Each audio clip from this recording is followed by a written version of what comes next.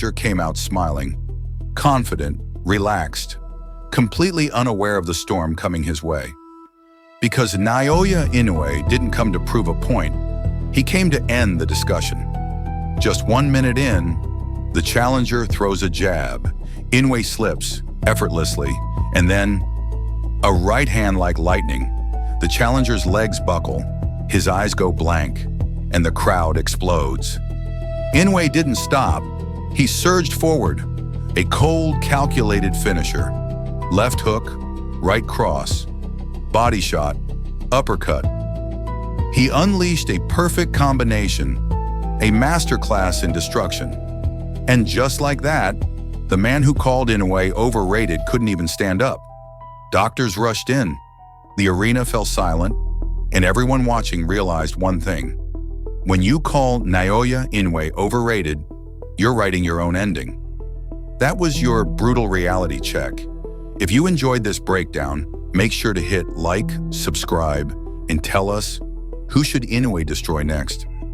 We'll see in Manny Pacquiao. He may be 40, but 40 isn't what it used to be. The champ is here! As we approach a historic comeback attempt, Mario Barrios is treading a careful line. As soon as we get like face to face, I can see his mouth twitching, like he wanted to smile, and I'm like, oh bro, like. Maybe because it's hard to talk bad about somebody so good.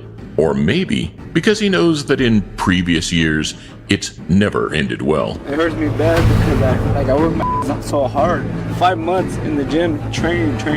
I know he's a very serious fighter though. I know when he steps in the ring, he's not smiling, so. See, what he do is he try to smile, but that's he nervous. He try to smile his way out of it.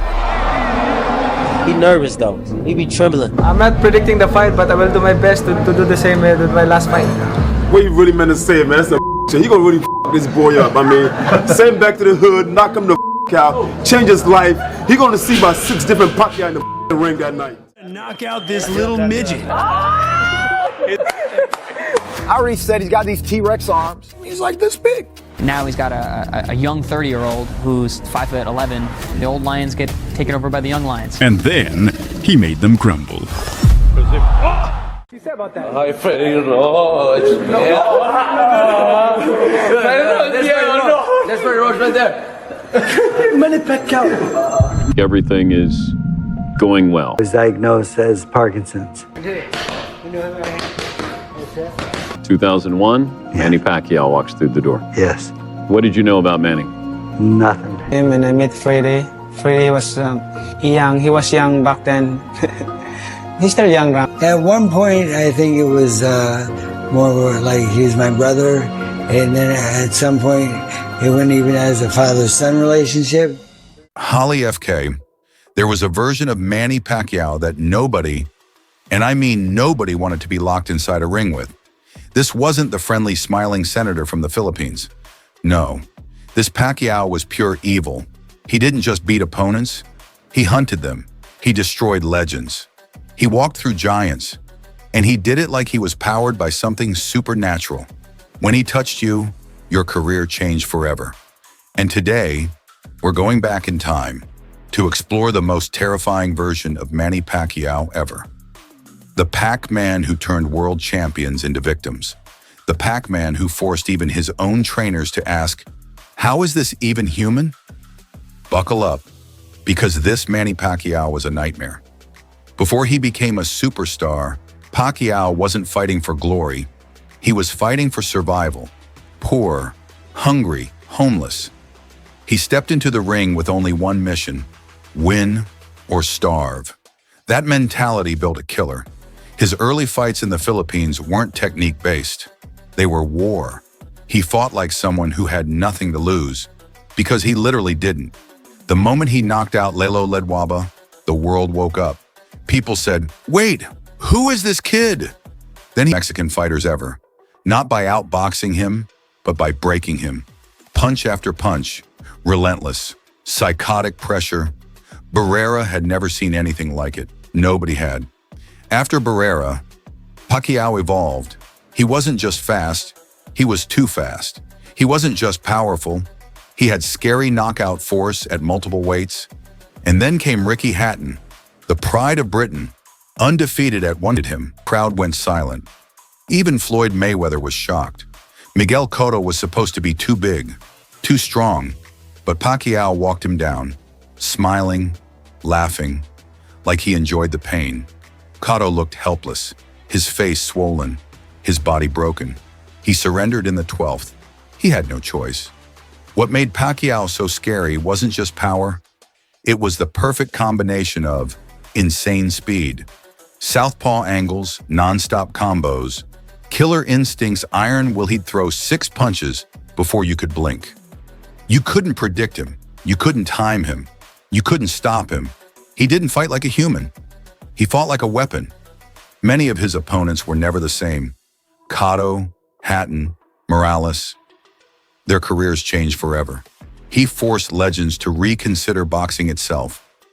This version of Manny Pacquiao, the one between 2003 and 2010, might be the most terrifying fighter the sport has ever seen.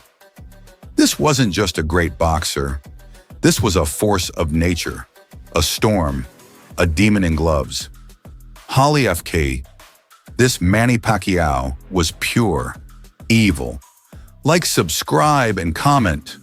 Which era fighter should we break down next? He did the unthinkable. Alan David Picasso, the young, hungry Mexican star, has called out the monster himself, Naoya Inoue. El sábado peleamos cada pelea como si fuera un campeonato. I prepared really intensely, and the whole point of surpassing those expectations is surpassing your own limits. And that's exactly what we've done in the gym, trying to break our own limits. And then once I step into the ring this Saturday night, I'm gonna fight like it's the last fight of my life. The last fight as if it was for a world title. That's just what I do, because I want the fans to enjoy what I do, and that's just how I am as a fighter.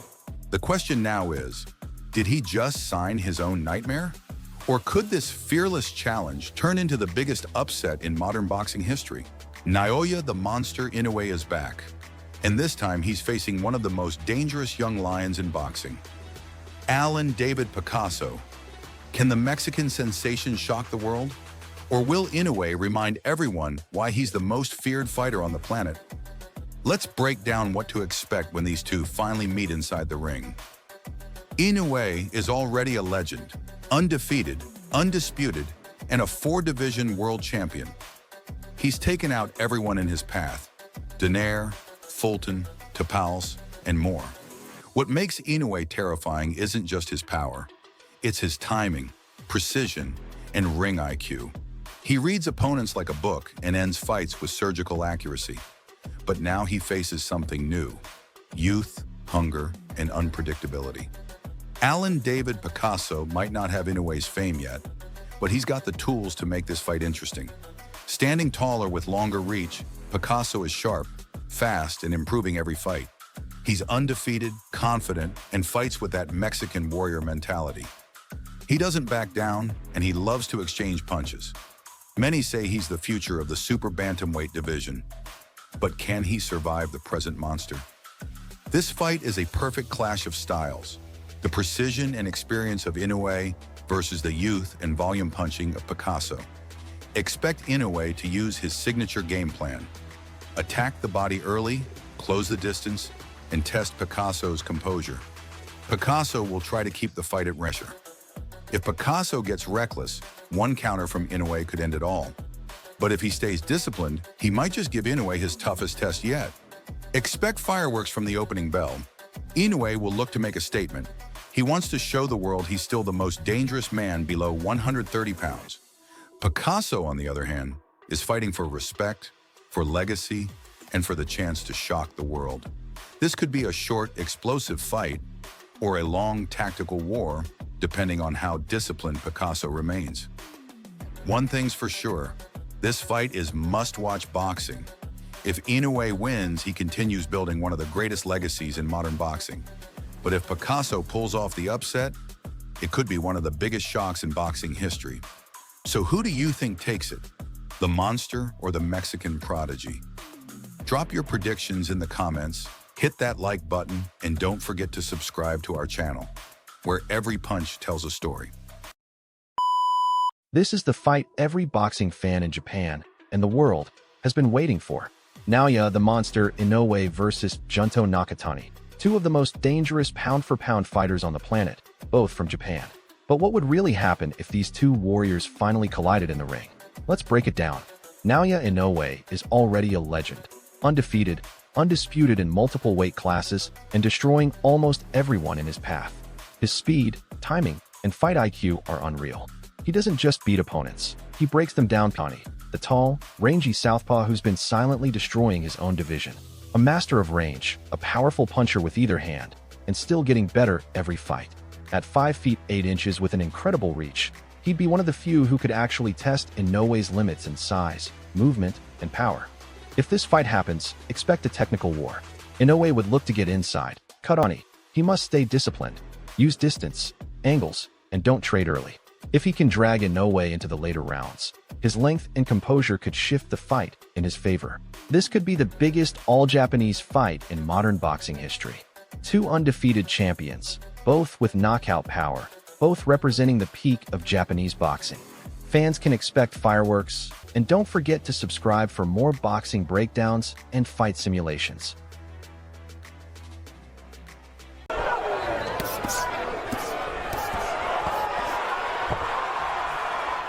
Is he over-involved? Abner. Left in the first half of this 12-round affair, and Jaron Ennis with the left-hand drops. Welcome back to Sports Highlight. Tonight we break down the explosive showdown between Jaron Ennis and Wisma Lima, a fight that marked Ennis's debut in the 154 pounds division. Who won? How did it play out? Let's get into it. Going into this bout, Jaron Ennis was undefeated at 34-0 with 30 KOs, coming from a dominant run in the welterweight division. He had just unified welterweight belts and chose to move up to super welterweight, 154 pounds / junior middleweight, for a new challenge. His opponent, Wisma Lima, 14-1 with 10 knockouts, was making a name for himself and was viewed as a stepping stone to test Ennis in this new weight class. The bout was scheduled for October 11th, 2025 at the Xfinity Mobile Arena, or Wells Fargo Center, in Philadelphia, and carried the implications of a WBA super welterweight title eliminator and possibly the interim title on the line. At the weigh-in, Ennis tipped in at 153.4 pounds, Lima at 153.0 pounds. Ennis was heavily favored in betting markets. The fight began, and almost immediately, Ennis showed he meant business. He switched stances mid-fight, from conventional to southpaw, and landed a right uppercut that stunned Lima early. Lima was dropped by that initial shot. He got up, but was visibly unsteady. Ennis pressed forward with combinations, landing a hard right hook that sent Lima down a second time. Lima beat the count again, but his defense and balance were compromised. Ennis didn't let off the pressure, unloading a cascade of punches. The referee, seeing Lima in trouble, stepped in to stop the fight just 158 into the first round.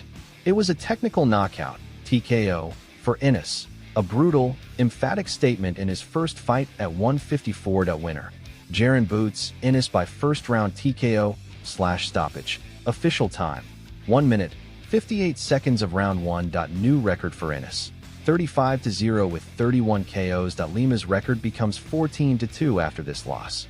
Ennis also captured the WBA interim super welterweight title in the process. This win sends a powerful message. Ennis, even after moving up in weight, still carries elite power, timing, and finishing ability. Lima had never been knocked out before this fight, making the quick finish all the more dramatic. For Ennis, this fight is a stepping stone into the more stacked 154 pounds division. Now, big names like Virgil Ortiz Jr. are within reach, assuming he continues to dominate. The speed, aggression, and confidence displayed in this performance may shift how opponents view him. He's no longer just a welterweight moving up. He's proving he can be a force at super welterweight. The way Ennis switched stances mid-fight, landed crisp combinations, and closed out so decisively is a blueprint in offensive boxing. Very few give you that kind of highlight finish. This result also raises expectations. Can he do it again against tougher, more durable fighters in the 154 pounds class? So there you have it. Jaron Ennis demolished Wisma Lima in under 2 minutes. in his debut at 154 pounds, capturing a big win and setting up even bigger fights ahead. Let me know in the comments. Who should Ennis face next? Virgil Ortiz Jr.? Sebastian Fundora? Someone else? If you enjoyed this breakdown, smash the like button, subscribe, and activate notifications so you don't miss future fight analyses. I'll see you in the next one. I remember coming out in the first round and I just found his presence very, like, he hadn't even thrown a shot and I felt him. He looked scary. Inoue is Inoue, man. The dude is just a beast, bro. That destructive, decisive power does it again! The monster! Today, we break down how Naoya, the monster, Inoue completely destroyed Murajan Akhmadaliev, proving once again why he's one of the most terrifying forces in modern boxing. The bell rings, and right away, you can feel the tension. MJ, the former unified world champion, comes in sharp, tight guard, quick jab, ready to test Inoue's power. But Inoue, he's patient. He's reading every move, every twitch. Within the first minute, Inoue's timing starts to show. A jab boom, then a right hand right down the middle. MJ realizes this isn't just speed or power, it's precision. MJ tries to fire back with combinations, hoping to push Inoue back. But the monster doesn't step back, he steps in. A brutal left hook to the body, MJ winces. Then another. The crowd feels it. That signature Inoue body shot starts taking the fight out of MJ piece by piece. Inoue starts mixing it up, feints up top, then boom, right hand straight through MJ's guard. The crowd gasps. MJ stumbles. Inoue smells blood. Now it's not about if, it's when. Inoue's desperate left, but Inoue slips, counters with a thunderous right hook. But MJ stood his ground for 12 rounds, showing the world that he is a professional boxer, but Inoue put on a masterful boxing display, utilizing his speed, technique, and power to control the fight for almost the entire 12 rounds. While Akhmadaliev was a durable and game opponent, Inoue was the clear winner on the scorecards, 118 to 110, 118 to 110, 117 to 111. Another opponent, another demolition. Inoue's precision, power, and doubt he's one of the greatest to ever do it. Who can stop the monster now? Let us know your thoughts below, and don't forget to like, subscribe, and hit that bell for more boxing breakdowns and reactions. Imagine this. Naoya Inoue, the monster, finally meets someone who tames the beast. Alan David Picasso, the young, hungry lion from Mexico, steps into the ring as the underdog. But what if, against all odds, he beats Naoya Inoue? Let's break it down. If Alan Picasso somehow pulled off the unthinkable, this wouldn't just be an upset. It would be one of the biggest shocks in modern boxing history. Naoya Inoue has destroyed champion after champion. Fulton, Topules, Donaire, MJ, all fell before his power, speed, and surgical precision. But Picasso? He's tall, rangy, confident, and he's got that classic Mexican grit. He's not coming to survive, he's coming to fight. Now picture this, round 9. Inoue is pressuring, throwing his lightning combos. But suddenly, boom, Picasso catches him with a clean uppercut. Inoue goes down. The crowd is in disbelief. The referee counts 1, 2, 3, and Naoya Inoue, the unbeatable monster, so stuns Inoue. The monster has fallen. Boxing fans lose their minds. Social media melts down. And just like that, a new star is born. This victory would change everything. Picasso becomes a hero overnight, the new king of the division.